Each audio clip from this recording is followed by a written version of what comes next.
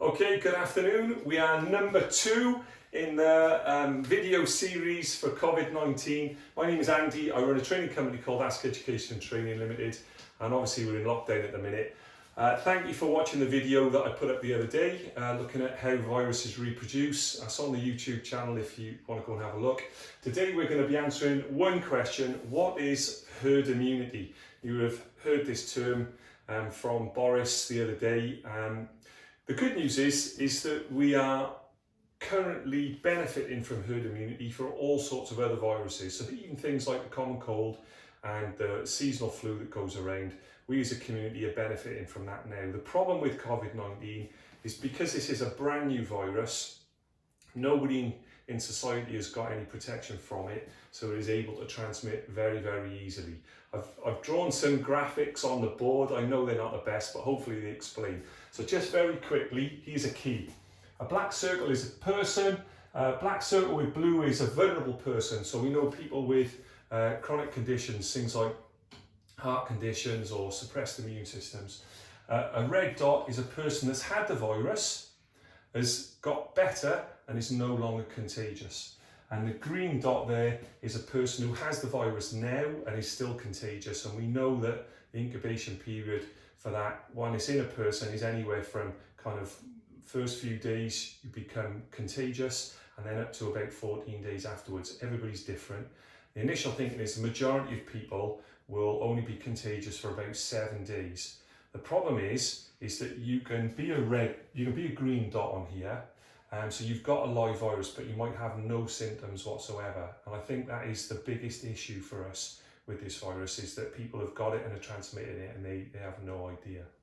So how does it work? So simply, somebody that is infected comes into contact with somebody, droplets from their mouth and nose go onto the surfaces, we touch it with our hands, our hands then touch our mouth, nose or eyes, and we become infected. The virus can't infect you through your hands. So if you wash your hands, and we know that soap just gets rid of the virus and kills it pretty quickly, and just washing your hands is going to stop that transmission. But if you don't do that, and if you're touching things like shopping trolleys or door handles, then it is transmitted from person to person.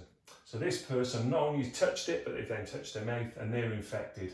And then they're infecting 2 more. If this person gets infected, he's passed it on to these 2. However, herd immunity is when we get people in the community that have either already had the virus and cleared it, or in the future when we get antibodies and when we get a vaccine that we can develop that will prevent people from contracting it, and people will then develop their own antibodies. So you get this situation. What that's doing is protecting everybody else beyond them.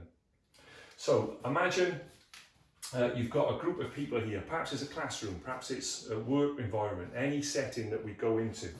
At the moment, nobody's infected and nobody's got any immunity, but you have got vulnerable people in there.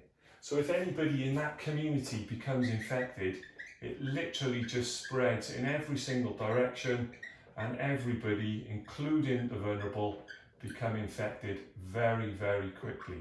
And there is nothing to stop it. Let's look at what would happen again if you had a few people in here that were already either protected from a vaccine that may come in the future, or protected because they've already had the virus and cleared it, and you put a few of those people in here. What you can see is actually the virus, it might get to this person and get to that person that way, but it can protect you in other ways. So other people in the community are protected. Now it's not easy to see on that one, so I went the wrong way. But if you look on this one, no protection in the community, the virus is literally just going to go right through the whole lot, going to go through absolutely everybody. And if we don't social distance, if we don't isolate, everybody in society is going to get it, and we can have huge, huge numbers of people dying.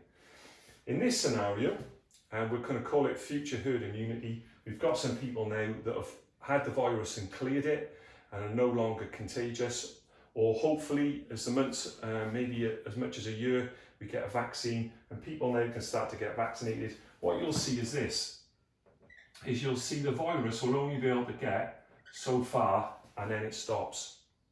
And that's what we want, and that's how herd immunity works.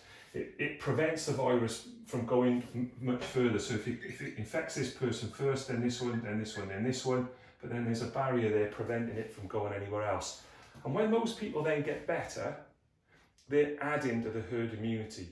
So people within society that have had this and are feeling well are offering protection to other people in society. And that is the key thing. Just another graphic for you. What is social distancing? Well, this is social distancing.